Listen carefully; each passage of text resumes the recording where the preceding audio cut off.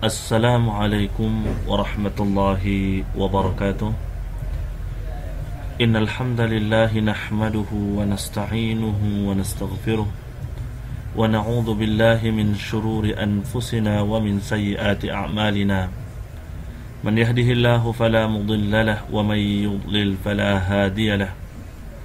Ashhadu an la ilaha illallah wahdahu la syarika lahu wa ashhadu anna Muhammadan abduhu wa rasuluh wa safiyyuhu min khalqihi wa habibuh ballagha ar-risalata wa adda al-amanah wa nasaha lil ummati wa jahada fillahi haqqa jihadihi hatta atahu al-yaqin.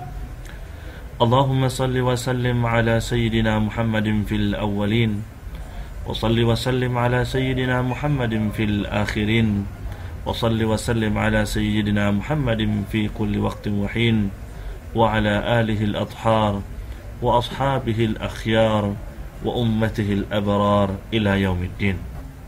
Saudara-saudara pendengar YouTube yang berbahagia, marilah kita panjatkan puji syukur kehadirat Allah Subhanahu wa taala yang masih terus memberikan kepada kita nikmat, yang terus menganugerahkan kepada kita nikmat yang begitu banyak, khususnya masih memberikan kepada kita kesempatan untuk belajar agama Islam dengan baik.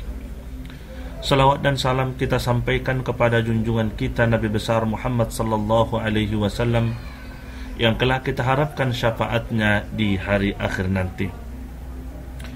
Saudara-saudara pendengar yang berbahagia, Allah Subhanahu wa taala di dalam Al-Qur'an surah Ibrahim ayat 7 berfirman, A'udzu billahi minasy syaithanir rajim. Bismillahirrahmanirrahim. Wa id ta'azzana rabbukum la in syakartum la azidannakum wa la in kafartum inna 'adzabi lasyadid.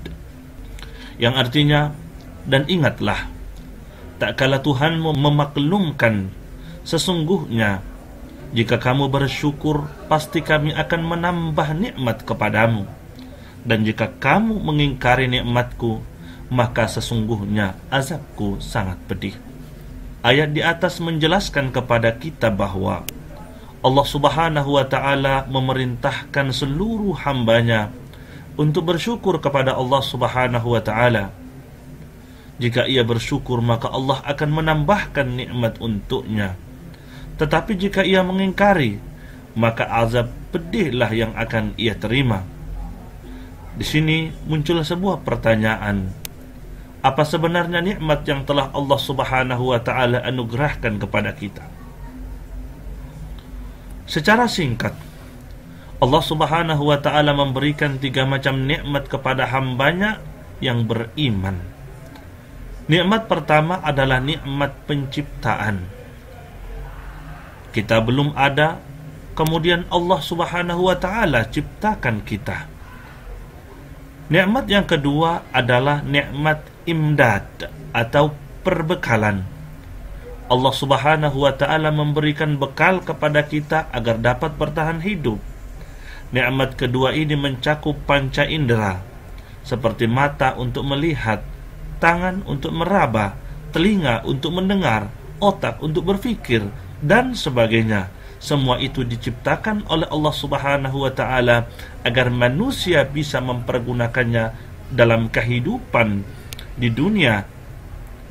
Kemudian Allah Subhanahu wa taala menciptakan langit dan bumi beserta isinya juga untuk manusia agar dapat hidup dengan bahagia, sebagaimana firman Allah Subhanahu wa taala di dalam surah Al-Baqarah, Huwallazi khalaqa lakum ma fil ardi jami'a thumma istawa ila as-sama'i fasawwahunna sab'a samawat wa huwa bikulli syai'in alim.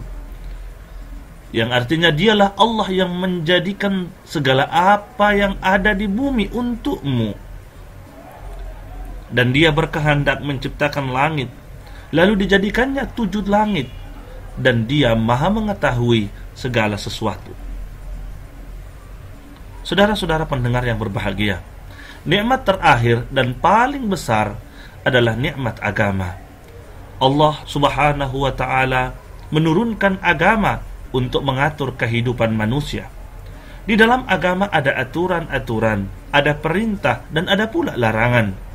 Jika manusia berpegang teguh pada peraturan-peraturan agama, maka hidup mereka akan aman, damai, dan bahagia. Tetapi kebanyakan dari manusia tidak mengetahuinya.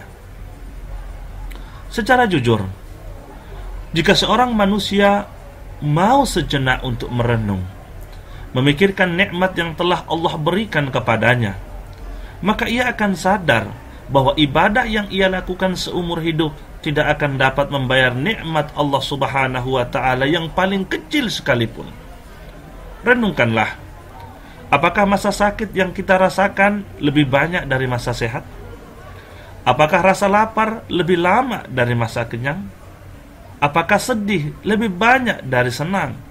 Ternyata sehat, kenyang, senang jauh lebih banyak dari sakit, lapar, dan sedih.